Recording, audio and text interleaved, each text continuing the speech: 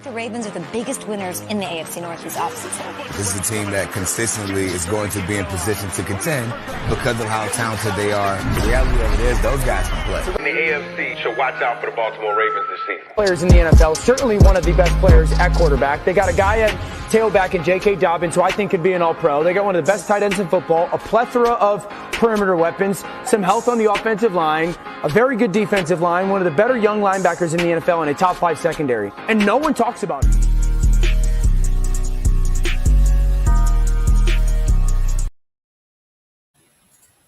Yo, what it is? Welcome back to another episode of At the Bank, a Baltimore Ravens podcast, Doug's. Yo, this episode is going to be dope, you feel me? Because, yo, do y'all know? I'm pretty sure y'all know by now, yo. We are in the 8th week of the season, yo.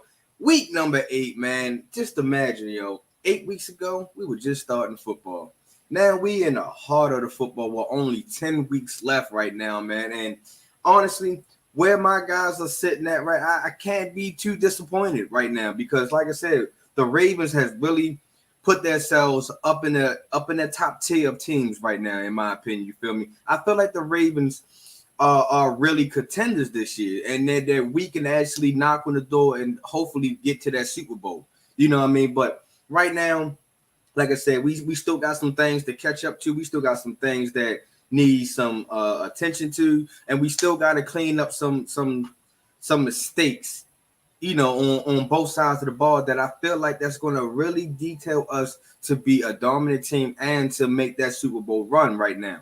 But, you know, I mean, we ain't going all the way down the line right now. We're going to stay into the present time, you feel me? Because this week, in week 8, we are flying hot into a hot state, one of the hottest states in the United States, you feel me? But their team is not so hot, you feel me?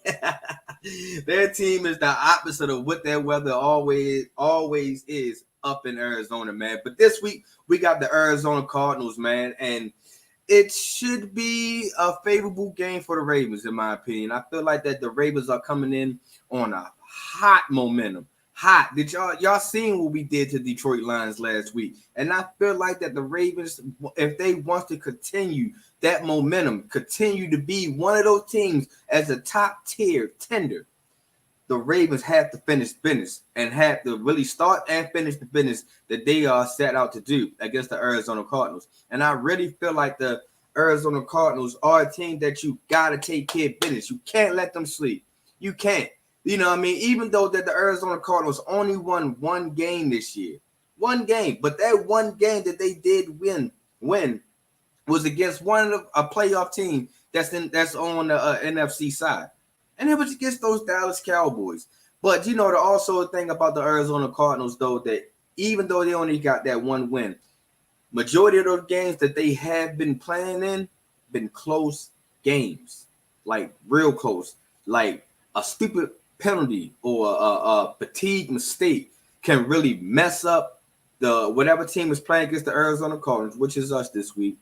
And the Arizona Cardinals can really just capitalize and take on to that, man. And we cannot allow that. We most definitely should not allow this to the Arizona Cardinals. We let 2 games slip away just because we kind of had slept on that team, in my opinion. And that was the Indianapolis Colts and the Pittsburgh Steelers. So if we want to be considered as one of the most dangerous teams and a true contender, we have to complete what's on our plate and we have to finish business.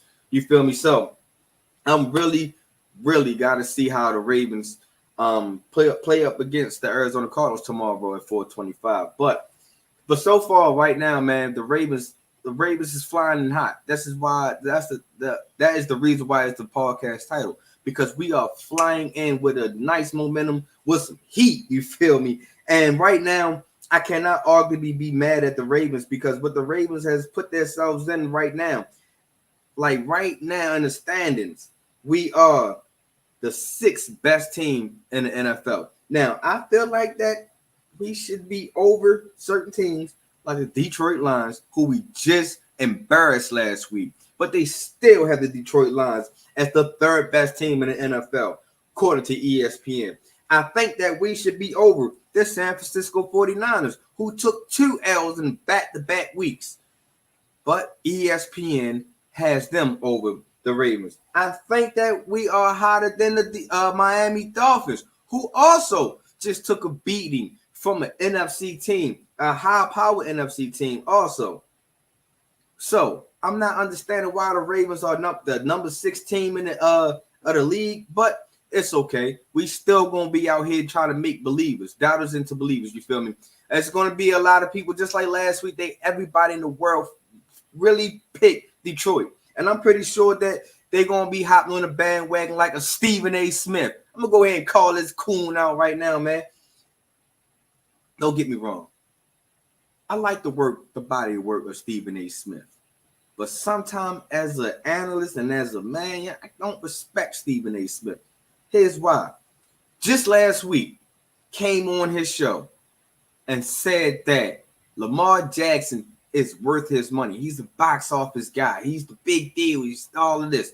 But previously, 2 weeks before that, when we had lost to the Pittsburgh Steelers, what was Stephen A. motion then on Lamar Jackson? He's not worth his money. He's not box office. He's not. Now, he's a believer. I'm pretty sure he's going to be picking the Ravens going against the Arizona Cardinals. I'm pretty sure he's going to be that guy. You know what I mean? So that it just really bothered me that like these analysts really are not focusing on the good season that the Ravens are really having. We are having a good season. It's not the best season. It's not the great season, but we are having a good season. And honestly, like I said, we are 2 games away from being undefeated. We shouldn't have won the overtime with the coach, and we should not have gave up that late last touchdown to the Pittsburgh Steelers. But anywho, the reason why I'm so high up on my Ravens is just for the simple fact that, like I said, yes, we are the 6th best team. But when it comes to playoff standards right now, we are in that number 3 seed, holding that tiebreaker over the Jacksonville Jaguars for the simple fact that we got a better conference win than the Jaguars.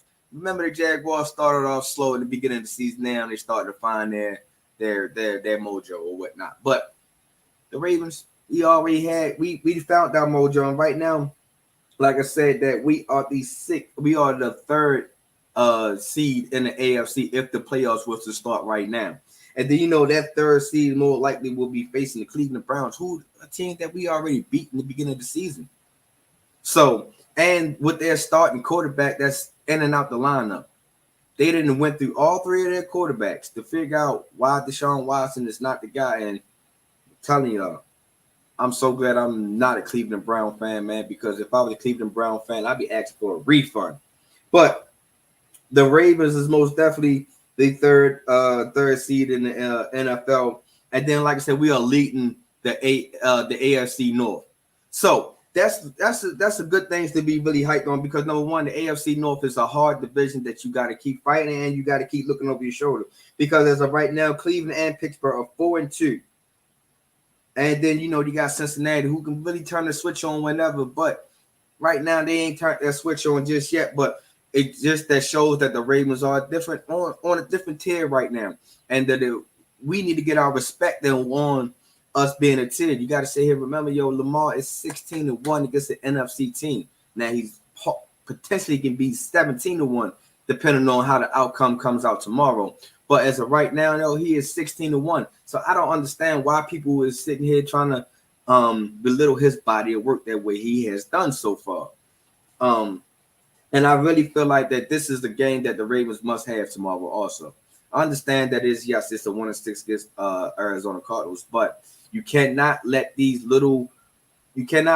teams who really doesn't have that much to fight for start fighting for something. They had nothing to fight for.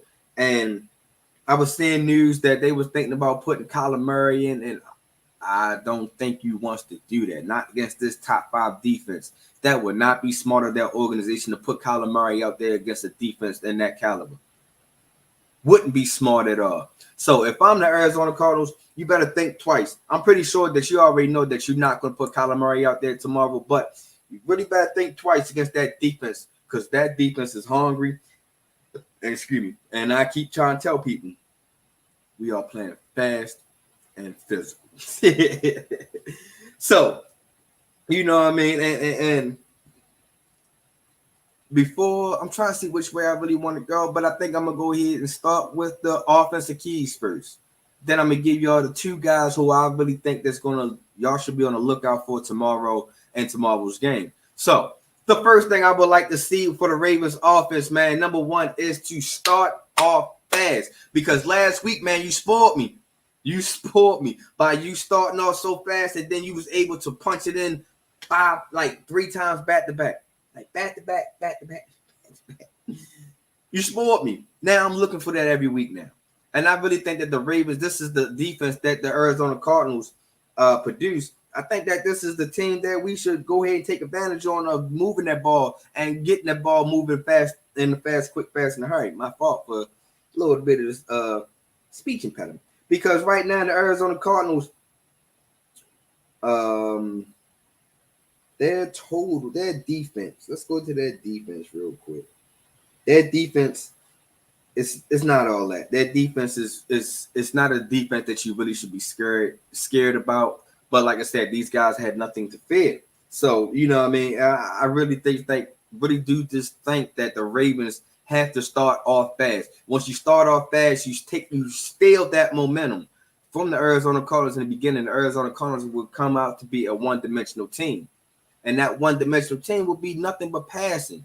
And if you make Josh Dobbs pass up in the high 40s, that's a game that the Ravens have to take. They just have to take. So I'm just really feeling like if the Ravens can really just go start off fast and start scoring fast and then finishing these drives, I think that the Arizona Cardinals will be in big, big trouble, just like how the Detroit Lions was last week. Number 2, coming in our offensive keys this week is do not make any stupid penalties. Lately, the Ravens offense will kind of shoot themselves in the foot a little bit.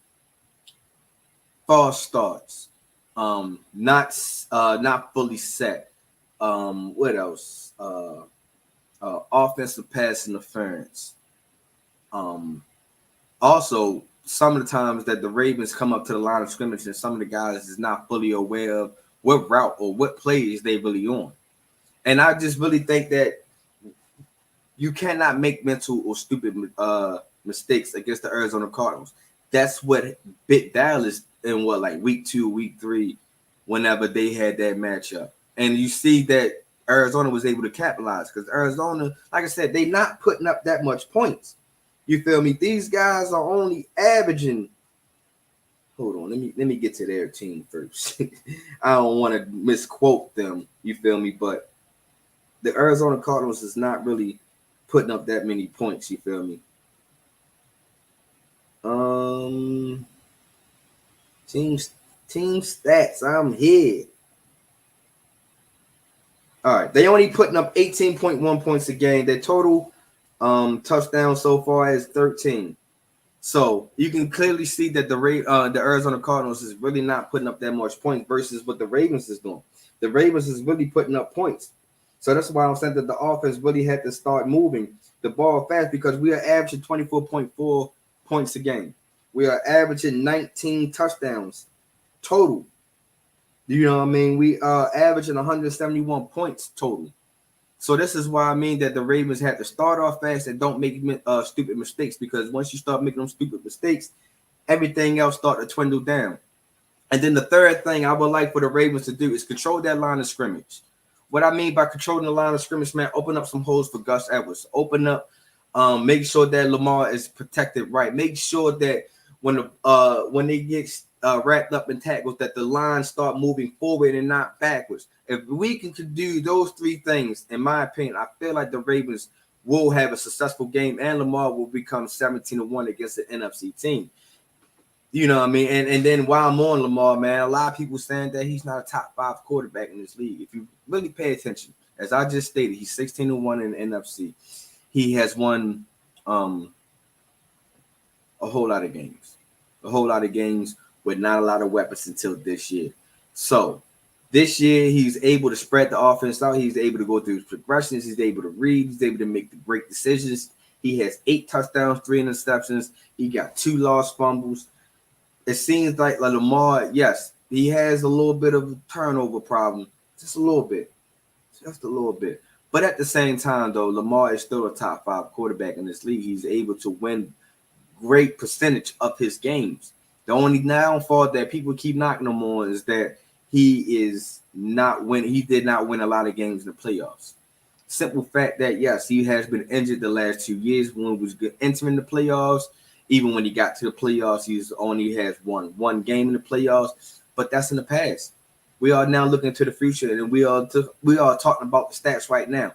If we are talking about the stats right now, man, no really quarterback is really blown away, except for one quarterback that we was all surprised about, and that's C.J. Stroud. But other than that, there's no other quarterback that's really blowing you away to be like he's ahead of Lamar. We've seen that Josh Allen is taking a step back. We see Patrick Mahomes took a half a step back. We've seen Tua is starting to have a bad it's taking a little bit of step back, and that offense is really taking a step back. So it doesn't matter what type of quarterback that you can try to throw in front of Lamar right now. All of these quarterbacks is taking a step back so far, except for Lamar. He's taking that step up. He's showing that he's able to he's just not only a running quarterback, he's multi-quarterback. And he's starting to show y'all that his arm is way better than what we thought as far as downfield passing, that as far as accuracy, and keep his eyes upfield. He's showing everything that a true natural quarterback would want. So, in my opinion, yes, he is a top 5 quarterback, and I'm not just saying that just because it's a bias and he's a Ravens quarterback. No, because if we had any other quarterback and he was doo-doo, I would let him know. Before I switch it over to the defensive side, man, I want to most definitely give out 2 players who I feel like is going to have a breakout game tomorrow, who I feel like should dominate tomorrow, because honestly, in my opinion, you can see the potential of their dominance is starting to come out. And one of the guys that everybody slept on and everybody was like, why did we sign him? He's no good in our wide receiver room. He's not going to make a difference in this wide receiver room. Anything in that nature. Is my guy, Nelson Agholor. Nelson Agholor has been balling out so far this year. Nelson has really shown that he has elevated his game. He's elevated his mental. He's elevated his maturity, all that good stuff. Because the previous years with the Patriots and the Raiders wasn't all that best. Wasn't all that to be good. Nothing to be pumped about.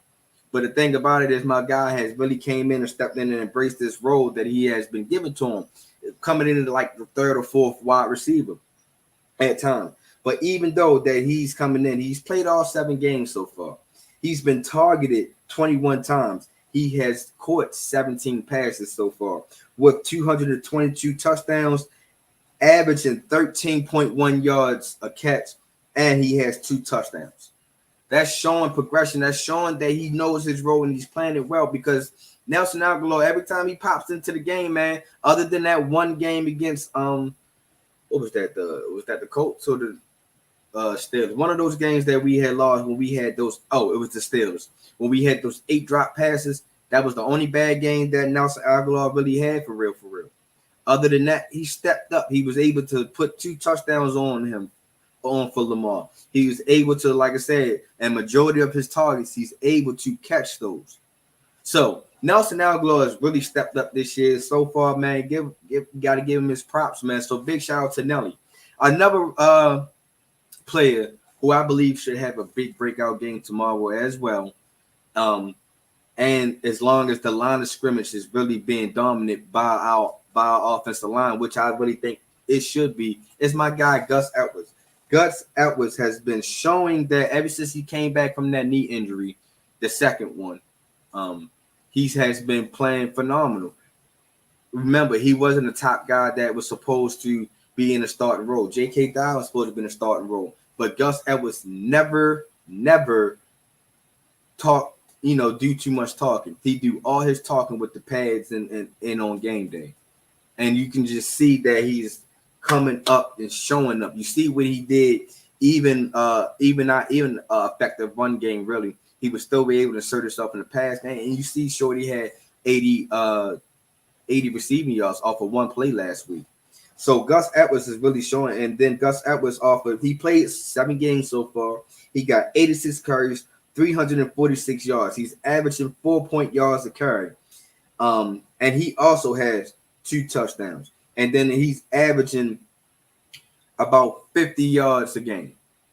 That's not bad. I would like to see him to do a little bit more, to get a little bit more. But I just think that Gus Edwards is eventually get ready to eclipse that 100-yard rushing attack. And I really think that this is the game that he should be able to clip the 100 yards. Now, gotta give it the fact that LJ is probably going to do some big rushes too, and they probably going to key in on him a lot tomorrow. But if they're going to key on him a lot, man, you got to be able to make sure that you, first of all, get that hand exchange right.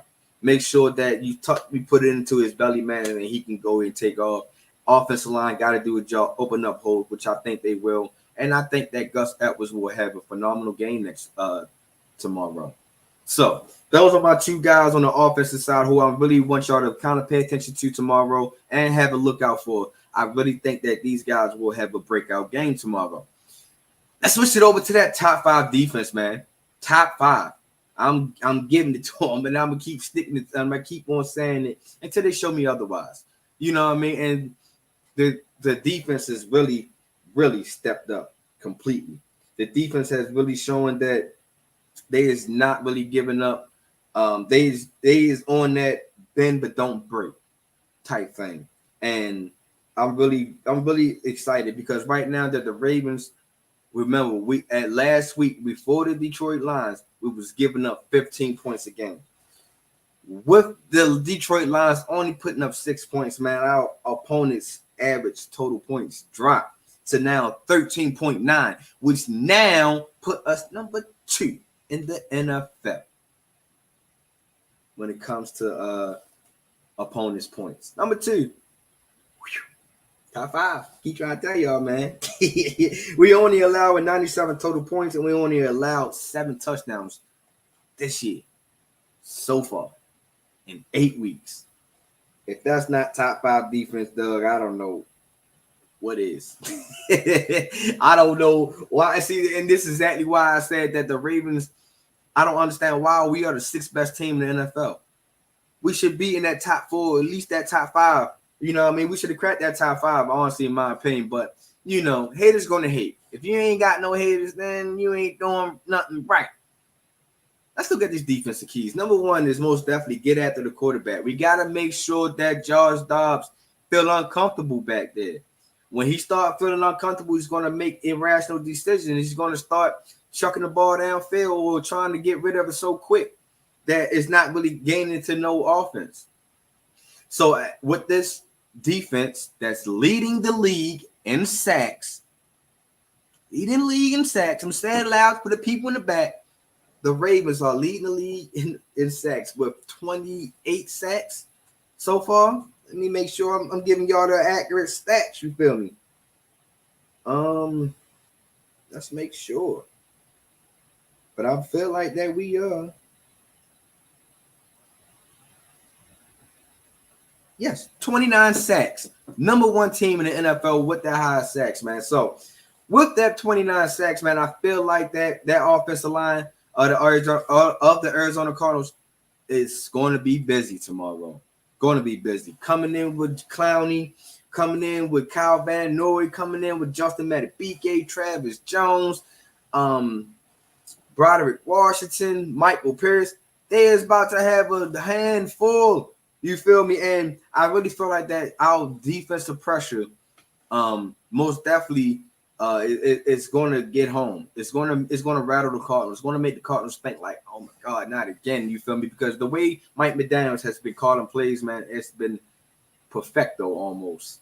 Almost, you feel me? So I most definitely want to see that is get to the quarterback. And then another thing is do not make mental mistakes. Just like on the offensive side, man, do not make these mental mistakes. Do not get the rough in the passer. Do not get the defensive pass interference. Do not get the hands in the face. Do not get the illegal contact, because those 4 things are the top things that the Ravens defense always keep doing, and at the wrong time. Let's get these guys off the damn field, man. Get them off. Put them in third. Don't have them in third and manageable, like 3rd and 5, 3rd and 4. You got to keep them in 3rd and 7, 3rd and 10. 3rd and 15, whatever that case may be. I feel like long as the Ravens defense do not have mental letdowns and let Arizona think that they still can be in the game, our defense, boy, I tell you. And our third key is limit their possessions. That's why I was going back to saying that give these guys 3 and outs and get them out of there. Do not have them keep getting first down after first down after first down, because when you start letting these guys get first down after first down, what comes at the first downs? Touchdowns. So I'm really just hoping that the Ravens have to limit their possessions, making sure that they get that 3 and out and get them out of there. Make it quick too. Don't have these guys on long drives or anything like that, because that could be one way of these guys can be controlling the clock, stalling the clock, eating the clock up, all that good stuff. And then, like I said, that mental mistake can really linger over, and then Arizona can really steal the game. So I just really want to see my defense really get after the quarterback, no mental mistakes, and limit their possessions. If that can happen, I feel like the Ravens defense will be considered a top 5 out of everybody else, Mo, not just mine. Everybody else, Mo, you feel me? And I really just do believe that we are top 5. We lead the league in sacks. We got one guy that's leading the whole league in interceptions. And nobody believed in our corners. Nobody believed in our pass rushes. But we are sitting here. I'm saying, man, I'm trying to tell y'all. If you're a true Ravens fan, you will appreciate that this team that we have built. Like I said, it wasn't for certain injuries, man. I think that we will be a most definitely dominant team, man. Most definitely all the way through. Just imagine if J.K. Dobbins would have never got hurt. Just imagine if Marcus Williams can stay healthy. Just imagine if we would have, if Marlon Humphrey wasn't hurt in the beginning of the season. You know, it can probably be a different tale of the story, you feel me? But like I said, the Ravens are still progressing. They're still showing that we are top tier in the contention pool, that we are showing that as long as we play together, play fast and physical, and play mistake-free football, nobody can really beat the Baltimore Ravens. Nobody. That team that we put out there last week into Detroit Lions, nobody's really messing with us. Nobody. So I'm just pumped to see how we can still continue our goal, man. And 2 guys that I want everybody to look out for on the defensive side, and I feel like they're going to have a breakout game. One guy, I keep raving about him. I keep talking about him. I keep telling people that he's a good feeling. He's a dominant and rough, and he's leading the league in interceptions. Geno Stone. He is leading the league with interception with 4 interceptions right now. 4.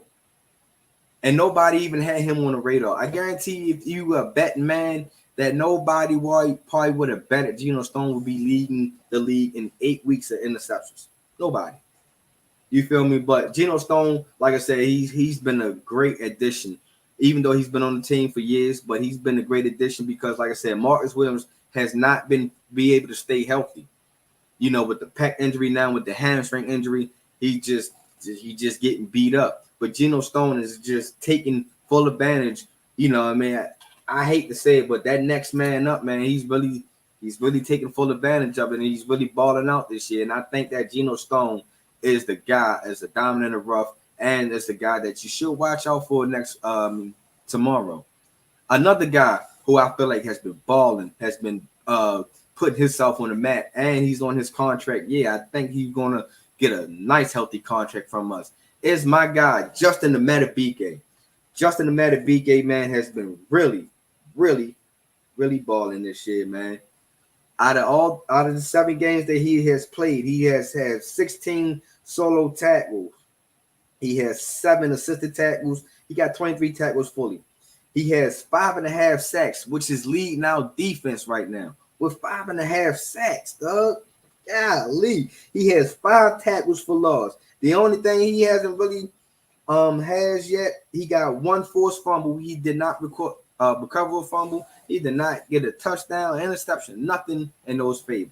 And I think that Justin Madubuike, man, you keep balling, man, you keep playing the way you playing, one of those is going to come to you. You know what I mean? But 5.5 sacks would have never thought that it would come from our interior lineman on that defensive side. Would have never thought that. But Justin Madubuike, man, he is balling, and I think that him, Patrick Queen, Geno Stone, it's going to get contracts from us. And I feel like the Ravens need to go ahead and lock these guys up, whether it's a 3-year deal, whether it's a 5-year deal, whatever makes sense for the Ravens organization. You got to lock these guys up. We got to make sure we're able to keep the good core pieces together. And I think that Patrick Queen, Geno Stone, or Justin Madubuike are those key stones that you want to keep together with your Roquan Smith, with the Michael Pierce, with Marlon Humphrey. Those guys are fitting in just right with those guys, you feel me? So I just think that Geno Stone and Justin Madubuike is going to have breakout games tomorrow against the Arizona Cardinals on the defensive side. And if I'm a betting man, I think that the Ravens are leading in points. And let's check that out real quick before I let y'all go. And yes, the Ravens are a 9.5 points favorite.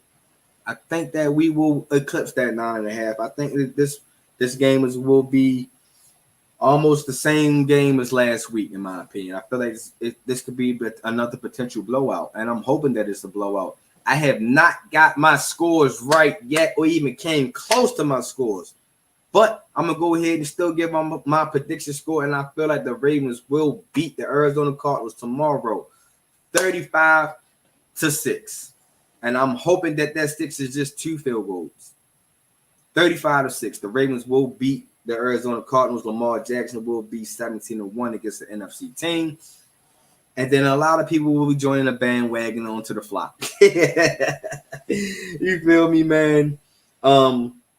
Couple injury updates. Marcus Williams is out. Like I said, he's dealing with that hamstring and pec injury. He is out completely.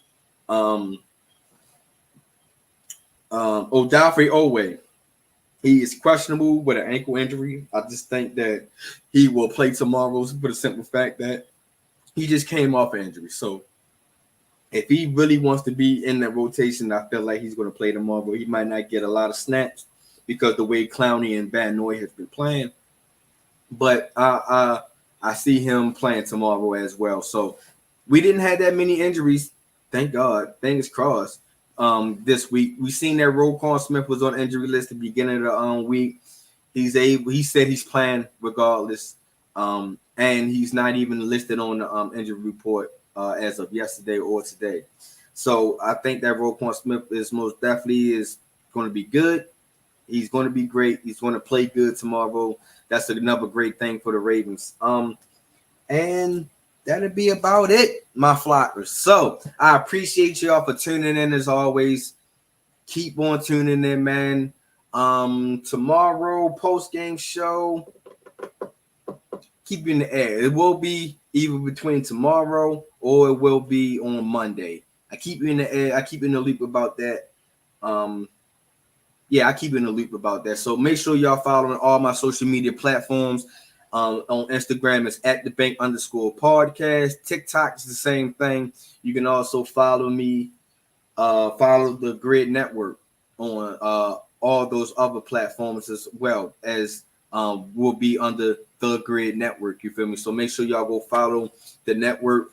Make sure y'all go follow, because once you follow the network, you start following, you'll see great content creators, great other shows such as Carving It Up with Bryson, All Even Podcast, Clutch Sports Talk, Outside the Cage, The Form. You know, the NBA season is now back. You got the Raiders Roundup podcast. You got Commanders on Demand. You got MTMO, who's getting ready to drop. Give you a little sneak peek.